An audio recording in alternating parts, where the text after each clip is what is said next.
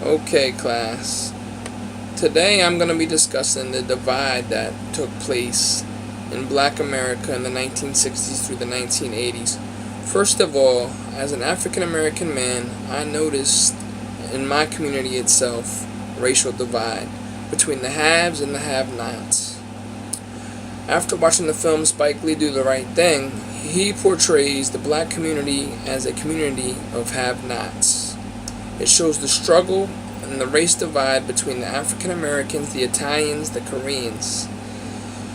It shows us struggling in the heat day to day, not having anything, not having a big piece of the pie, as opposed to the Huxtables, where I don't believe that the Huxtables abandoned their race. Vanessa's Rich shows us Vanessa being made fun of because the students know that she has money.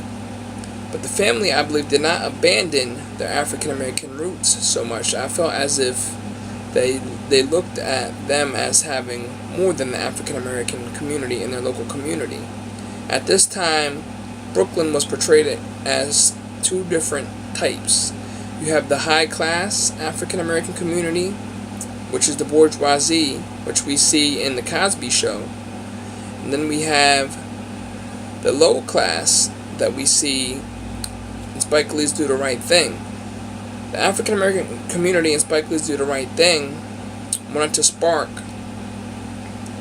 a change in their community. They were fed up with the way they were being treated by the police, by the local pizza shop owner, and they took out their anger on the community, as opposed to you see the different racial tensions going on with the Huxtables. The fact of the matter is that a racial divide was taking place at this time, but the significance of it, in my opinion, was not that great. We have still today a racial divide in our community between the African Americans who have and the African Americans who have not. But we see, and I see, that African Americans today, they really take no notice to it.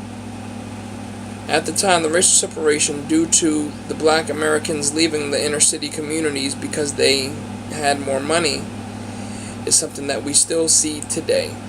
We see black business today leaving our communities because of the fact that leaving high up communities because of the fact that simply the people of the community do not have the money to pay for the goods that the aristocratic African American businesses are trying to sell to them. So the racial divide we see in Chicago, Brooklyn, in the 1960s through the 1980s is something that we see commonly still today. The black lawyers, the black doctors, the black shopkeepers all abandoned their communities to strive to make more money. But at times, but also we see, still today, black communities that are very affluent.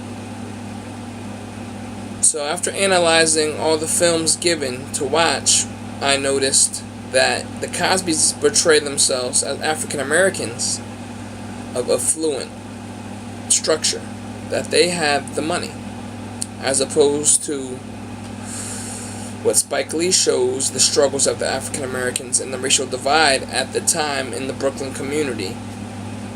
We see the wealthy brownstones of Brooklyn, and we see the lower class brownstones of Brooklyn, but we see the lower class in revolt in the film Do the Right Thing, as opposed to we see the Cosbys all about finances and money and things of that nature, not so focused on what is going on the outside because they already have their money. So overall, I feel as if there was a racial class structure struggle going on after the Civil Rights Movement. It took place in urban communities, but it also took place in rural communities as well. So we see African Americans having racial issues in both urban and rural communities. And the films given give me a good point of view of the way the different types of African Americans looked at their current situations. We see racial divide and racial struggle. We see affluent and we see poor. We look at both point of views through these films. So overall, that is my opinion on what was going on in Brooklyn. I felt that the racial divide is something that still goes on today. Not only in history is it then, but it also is going on now, but it's just unnoticed. Thank you for listening to my video. I hope you enjoyed it.